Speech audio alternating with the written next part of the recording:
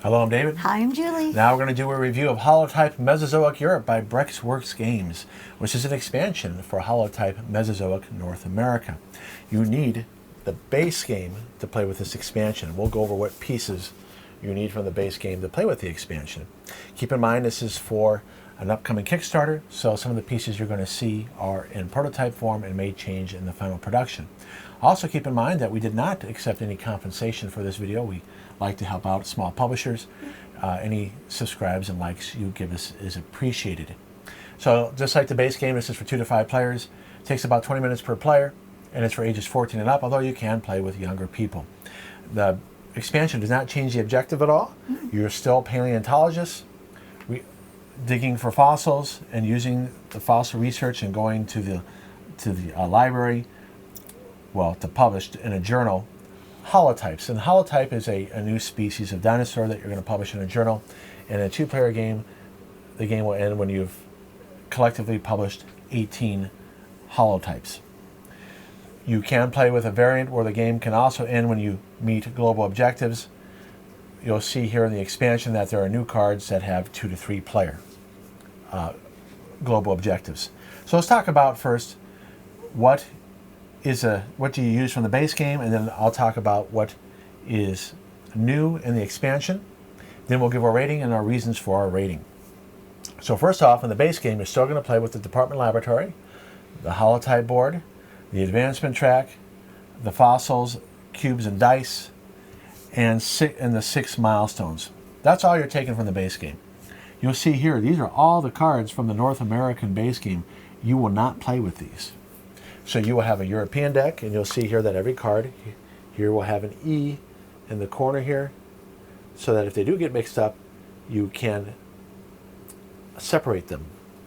So you're going to be playing with new specimen deck, field expedition, trace fossil, personal objective, and global objective. You'll see that these are focus boards. Now this is a major addition to the game, where you're going to have different things you can work towards to get extra points and immediate bonuses. This can be used with the North American base game. So the focus boards can be used with the European cards and with the North American cards. They're double-sided. Yes, and they're double-sided. You also have 2 new milestones that can be used with the North American base game and the European edition. So you cannot combine the European cards with the North American cards because it would be very difficult to meet objectives if you do that. So let's talk about what's different in the cards before we talk about the focus boards. So the first thing is that the field expedition, you have now a sponsored expedition. This will cause, instead of the other reshuffle card that's in the North America deck, you have this. So when it's drawn, you stock the museum with those fossil cubes, and you can choose 3 cubes from the museum, and then you reshuffle. If you choose 3 cubes from the museum, then you're not doing the field expedition cards. So you are going to add in fossils to the museum. This is whether or not you take fossils from the museum or dig for bones. So that's new. Here you see you can get research in trace fossils and then bone beds. So this is a Jurassic bone bed, and you get 2 fossils. Here's a Cretaceous bone bed and 1 fossil, and you get to roll 1 die. And then there's also one for Triassic. So how do the bone beds work? When you draw one, you keep it in your hand. And then when you take another field expedition, instead of drawing cards and deciding which card you're going to use and possibly roll fossil dice, you instead would play this card. You'd get 2 victory points at the end of the game, and then you get 6 victory points. So that's the Cretaceous one. Here's a Triassic one, for instance. So you'd get 3 Triassic fossils and then 1 victory point at the end. So that's a little bit new. The field expedition gets fossils out quicker to the museum, and you can get fossils quicker with the bone beds, but then you got to take a turn to turn it in. Now, what's different in the trace fossils? Well, they've made them worth more victory points, some of them. So for instance here are tracks. It's worth 4 points, but to get this one out, you have to also include 2 more So if I was playing with the Cretaceous dinosaur, I would have to add 2 more fossils instead of, in the North American one, it would always be 1 fossil. So some of the trace fossils need 2 additional fossils instead of 1. Now, the milestone here, you got 2 new milestones. This means now that when you publish a holotype, you can also meet a global objective, keeping in mind that you may need research cubes to take that global, to claim that global objective. So this will save you a turn if you have those research cubes. Here, this allows you to publish a global objective for 1 less research cube. So normally it's 5 if you're sharing research with other players, and now it would be 4, it would be -1.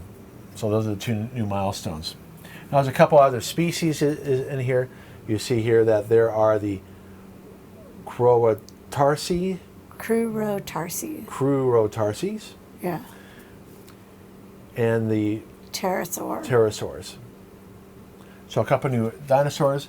You have the first player token, so you can play with the variant that you play with an equal number of turns. And it's me, it's T-Rex. Yeah, it's a T-Rex. Because usually in the base game, if you've played the base game, you know that once the Holotypes are published, the game ends immediately. Right. Here you play an equal number of turns. Which I like. Another new feature is that the global objectives, there is a 2 to 3 player subdeck. Now, if you do play with this subdeck, that means then that the game will not end when a number of global objective cards have been completed equal to the number of players. So in other words, when there's 3 of these out for 2 players and 2 of the 3 are completed, the game does not end because these are easier to complete. The only way the game will end if you do play with the 2 to 3 player global objectives is if you publish 18 holotypes in a 2-player game, and in a 3-player game it would be 24 holotypes. Wow. Okay, so that changes the victory condition slightly. It makes it less.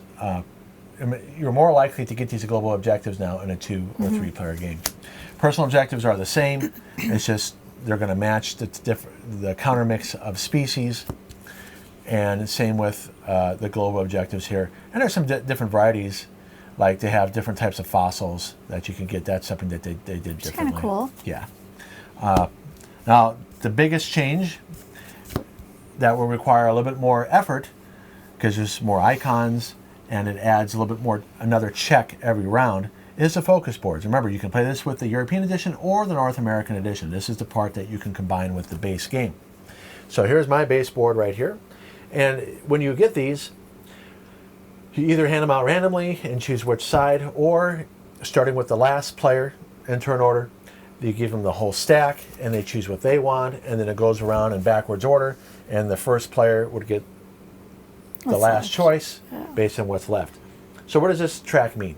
This means that at any time that I have 5 Triassic fossils in my research area, in my fossil storage, I can claim this. And so you'd use this to claim it. Once I publish a holotype, I would then get 2 cards and 2 specimen cards and discard 2. Now you can do these in any order. I could have done that one first, but if I do complete these 2, I immediately get this bonus. Here, once I get 8 research cubes, I get any 2 cards from the discard pile. Here I need 3 herbivores and 7 Cretaceous fossils. And when I do that, I get 5 Cretaceous fossils for my fossil storage. Now, if I complete this line, I'll get 6 victory points at the end of the game. If I complete this line, I'll get 1 victory point for every published holotype. And here at the beginning of the game, I will get 1 Triassic fossil and 2 research cubes to start with. The other side, you have to publish holotypes of certain types. Now, you have to publish them, you cannot use research from other players. Here you get 1 victory point for every trace fossil. Here you'd start out with 2 Jurassic fossils and 1 research, and I'll show you the one that Julie played with. So she was going for publishing certain types of dinosaurs, and here she got a bonus milestone when she completed this column. And this is an interesting one.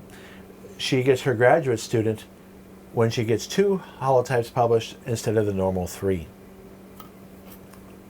And here's the other side. So this adds more variety. So that's what's different in the expansion. Yep. So now we're going to give our rating. We already did the rating. You can give your explanation. No, we have not given the rating. Oh. We both said an 8. Enjoy playing it, would suggest it. So in other words, we will play this game Oh gosh, yes. with the focus boards. Whether or not we play with the European cards or the North American cards, it just depends. The European cards has a little bit more rules to remember. Yeah. But I think we might play with the European more often because I do like the fact that this sponsored expedition gets out more. Yeah, that is really cool. Yeah. So we might play with the European one more often than the North American one. I thought you were going to say you like the bone bed cards more. Well, we like the bone beds too because it Yeah. also helps you get out fossils. Just true. So the point is, if you own the base game, this is a must-have. Oh, definitely. That's why it's an 8 for us. Now, why isn't it higher, a 9 or a 10? Because there's other worker placement games that we like just as much as this. This is not necessarily any better than the other ones that we play. I don't want to do a comparison video of that. Oh, no. But of the worker placement games that we have, it depends what we're in the mood for thematically. True. So, because this is a race game with not much player conflict other than beating somebody to something, there's a lot of worker placement games that we have like that. So it's going to come down to thematically what we're in the mood for. Exactly. So, but this is, if you enjoy the base game, this is a must-have for you. I agree. If you've played the base game and you didn't like it, this is not going to change your mind. Probably No. not. It'll probably make you more frustrated. All right, so here's my Oh, reasons. my goodness. So the new focus boards and milestones add options to the original base game.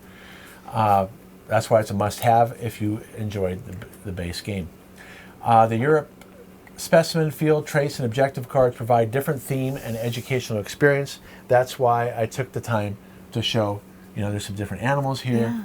Yeah. The locations in the field expedition are good for geography. The pictures are great. Yeah. So it provides more of the same if you have a young person into paleontology. If you're thinking, oh, this is going to add so much, or let's put it this way. If you have the base game, there's no reason to get the European game for educational purposes. Unless you have someone that's really into paleontology, okay? The base game is enough to expose students to this. I agree. But if you have a young person that's really into paleontology, then you would want the European. That's a good point. So in other words, if I have a classroom teacher and my kids are really into it, I'd get it. If I was a classroom teacher, I wouldn't buy the base game to have all the kids play with it. Oh. Okay? The base game is enough for classroom use. Right. Okay? But like I said, if you're a homeschooler and your child's really into paleontology, That's a then big good one. you definitely want to get it. Yep. Okay, so it's the 2 to 3 player global objective cards improve acquisition and makes it quicker. There's improved trace fossil and sponsored events. The added bone bed cards. Again, this is all good stuff that they're adding here. The variants and FAQ, it has great art. So what I'm about to show you here again, it may change, but they have a good FAQ here. It's like, oh, I don't remember if we played that correctly. So it's good they explain that. And then they have some variants here for some other options to play. Like the equal turn we played with, delayed personal objective variant, and global milestone variant, where you can start. So like when you can get global milestones at certain locations. Makes it quicker to get them. Sure. So some additional upkeep and playing time, so it's a neutral, and it is a dominant racing player interaction. So like a lot of worker placement games, I checked out our lists of worker placement games. A lot of them do this, and that's fine. The ones that have more player interaction tend to be, I place a worker and I attack you. Okay, we have a couple like that. They tend to be more of a military-focused game or a game where you battle each other. Now, that's not this type of game. No, thank goodness. The reason why it's neutral is because they could have probably done something with a bidding game. Oh. So maybe a third expansion could be that you're going to bid on certain dinosaurs or certain dig sites. I could see them adding that, and that would increase the player interaction. And you could include a currency, for instance, where you have to get funding from the university, and so in other words, you could have these different sites up, right? Yeah. And I know I need to get Triassic, and you want Triassic. We may have to bid on whether or not we get access to that. So that would increase player interaction. True. And then you could have museums saying, hey, we want this species, we don't have that in our exhibit, we'll pay you for that those fossils. So maybe that would be a third expansion. I'm only suggesting that because that could improve player interaction. Yeah. Now, it does not address objective tracking. So in other words, you'll see when we do our how to play and playthrough, we use dice to keep track of how far along we are on completing these. That way we don't have to keep on asking ourselves, Right. how many Cretaceous do you have? How many? So maybe they can include that as a stretch goal. It might not be too late in this Kickstarter to include that, but it would be nice to have some way to track how far along our progress is on this. So that's a negative because that's what slows down the game. And it does not provide a quick play variant. So even though it says 20 minutes per player, it really isn't 20 minutes per player. It's more like 25, 30 minutes per player. And so that might be a situation where, yes, we do like this game, but I'd rather play a quicker worker placement game. You really think it took us 25 minutes per player to figure out what we were doing? To play this game, it was 25 minutes per player. Yeah, we've played it 3 times now. It was at least 25 minutes per player. See, I thought it went pretty fast, and we were like, okay, we're going to take our things back, and then poof, we went right back I'm talking again. total game. Oh. So there are some worker placement games that are quicker that we might choose over this. So now we can come up with our own variant. The easy variant is you just play with less holotypes. We play to 12. You can do that. But it would be nice for them to have an official thing, official variant from the publisher. All right, so let's see what Julie has to say. Not as much as David. He always says way more than I do. I agree with him that the milestones and the focus boards, it just adds excitement to the base game.